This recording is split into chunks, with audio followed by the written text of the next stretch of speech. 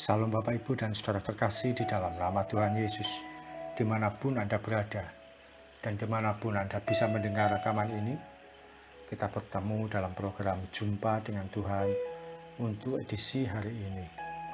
Sebagai dasar kebenaran firman Tuhan, saya akan bacakan dari 2 Korintus 5 ayat 7. Firman Tuhan mengatakan, sebab hidup kami ini adalah hidup karena percaya, bukan karena melihat.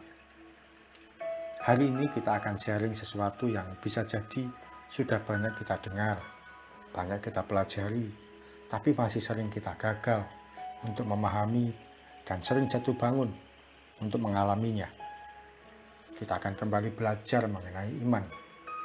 Pembelajaran iman yang paling sederhana dan mudah dipahami, yaitu sebagaimana diajarkan oleh Rasul Paulus yang berkata, sebab hidup kami ini karena percaya bukan karena melihat.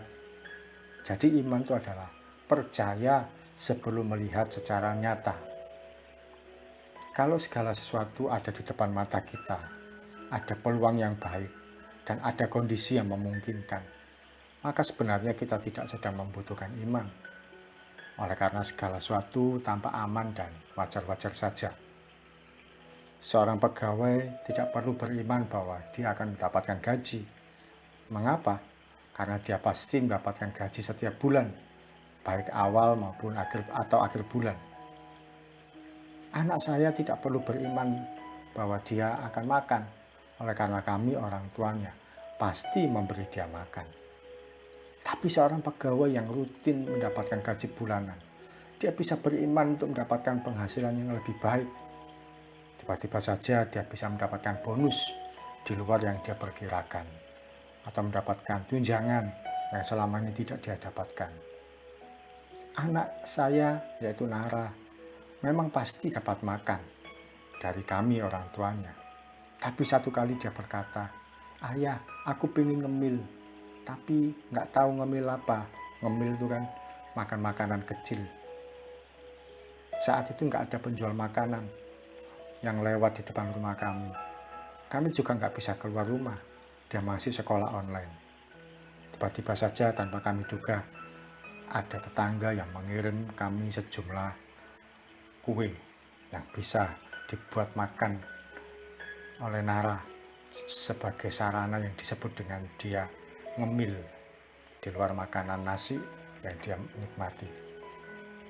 Iman itu percaya sekalipun belum melihat, dan kita tidak pernah tahu bagaimana caranya dan kapan terjadinya.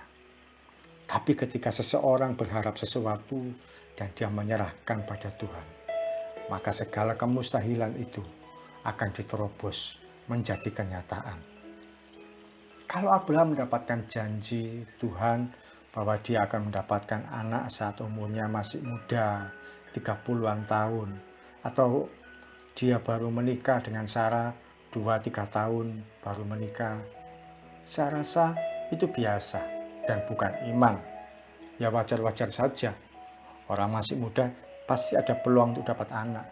Kalau orang masih baru menikah 2-3 tahun, pasti ada kesempatan untuk dia mendapatkan anak. Tapi janji itu dia terima ketika usianya 75 tahun. Dan ingat, kelahiran anak itu nantinya akan tetap melalui hubungan suami istri. Bukan seperti Maria yang tiba-tiba mengandung oleh Roh Kudus.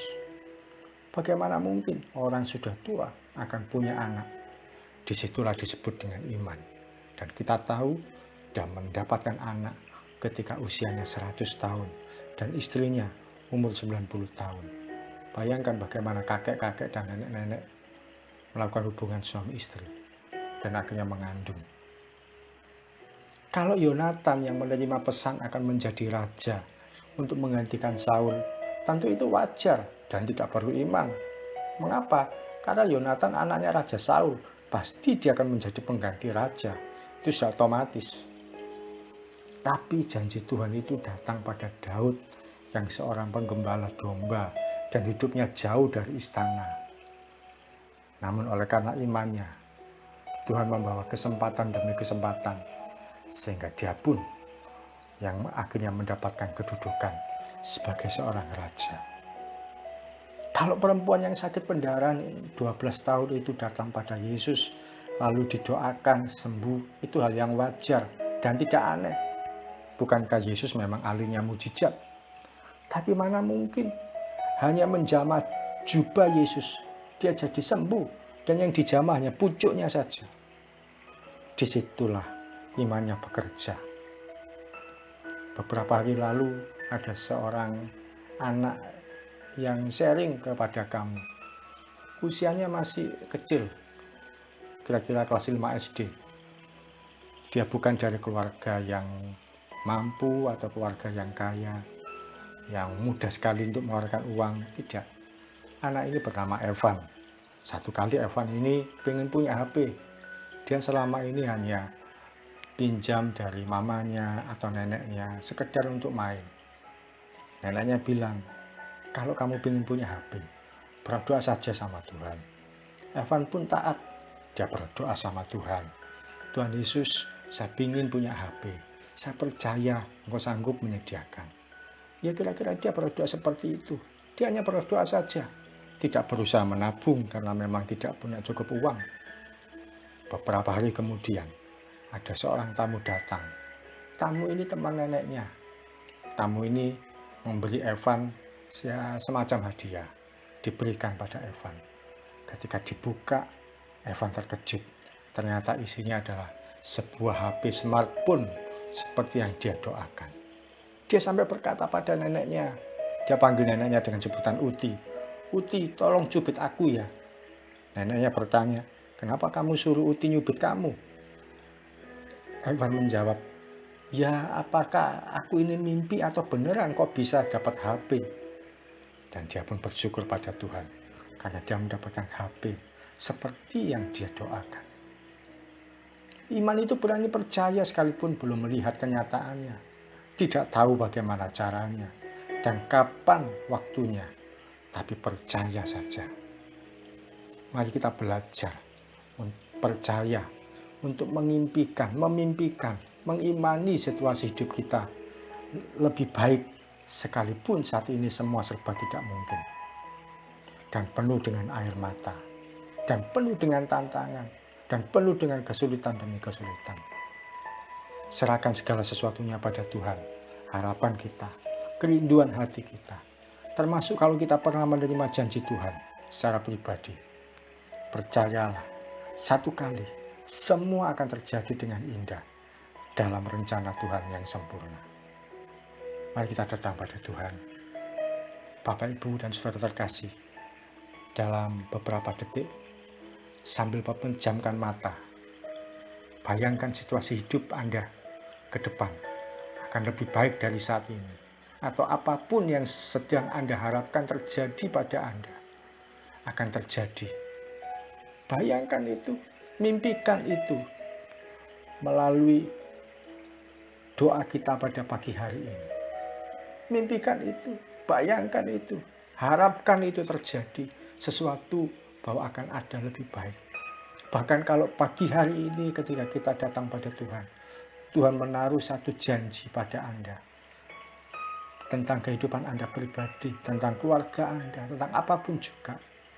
Terima itu, pegang itu baik-baik, dan yakini Tuhan sanggup melakukan tepat seperti yang Dia perintah, tepat seperti yang Dia janjikan, tepat seperti yang Dia pesankan.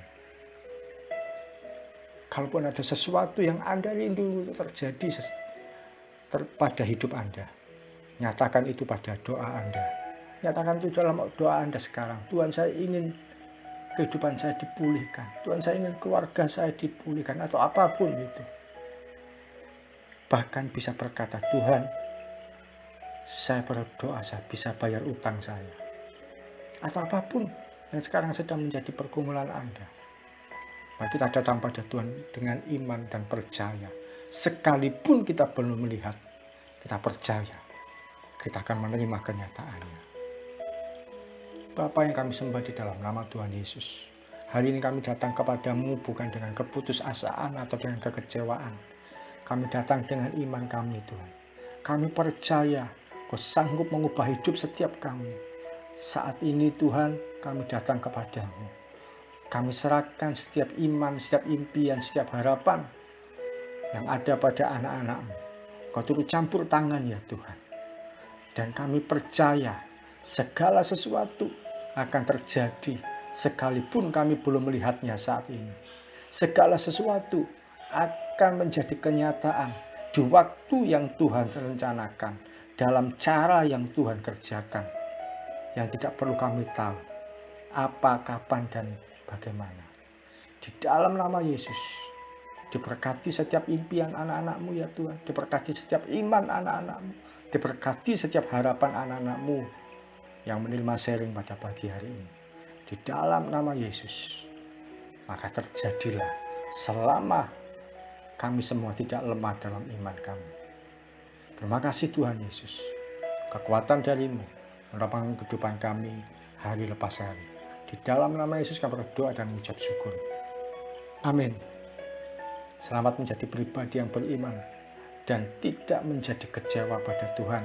Satu kali kita akan melihat kenyataan itu terjadi pada kehidupan kita sepenuhnya, seutuhnya. Salam dari saya, Yogi Harjo dari Mitsma Ministry.